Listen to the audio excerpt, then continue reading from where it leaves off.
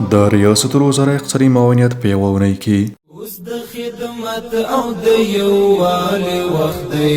د اقتصادي کمیسیون د تخنیکي کمیټې نوبتي غونډه د روان لمریز کال د قوس میاشتې په شپږمه نیټه په مرمرینه ماڼۍ کې ترسره ول. اجنډا سره سم د وړاندې شوو موضوعاتو په اړه مفصل بحث وشو. دغې ناستې ته له افغان ګاز تصدي څخه د برېښنا د تولید لپاره د طبیعي ګازو د ترلاسه کولو په تړاو د سپین زر خصوصي شرکت او اطلاعات او فرهنګ وزارت د ملي ارشیف د عوایدو زیاتوالي طرحې د بحث لپاره وړاندې شوې وې چې تر هر اړخیز بحث وروسته یې په اړه لازمي پرېکړې وشوې.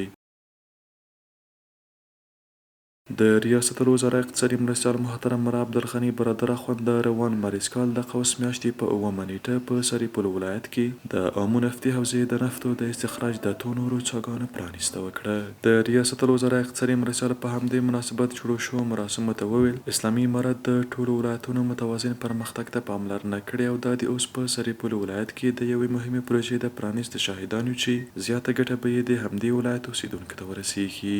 د محترم ملا صاحب په خبره د دغه مهمې پروژې د عوایدو پر مټ به په سرپل ولایت کې لوی مجهز روغتون، د خلکو له غوښتنې سره سم معیاري سړک او همداراز د اوبو بند هم جوړ شي. د پانګونې بین الوزارتي کمیټې نوبتي ناسته د روان لمریز کال د قوس میاشتې په اوومه نیټه په مرمرینه ماڼۍ کې ترسره ول. اجنډا سره سم د پانګونې وړاندې شوو طرحو په اړه هر اړخیز بحث وشو.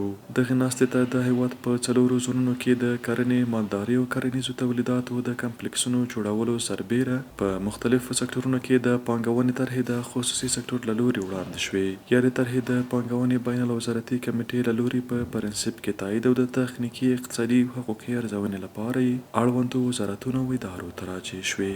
اوس د خدمت او د یووالي وخت دی.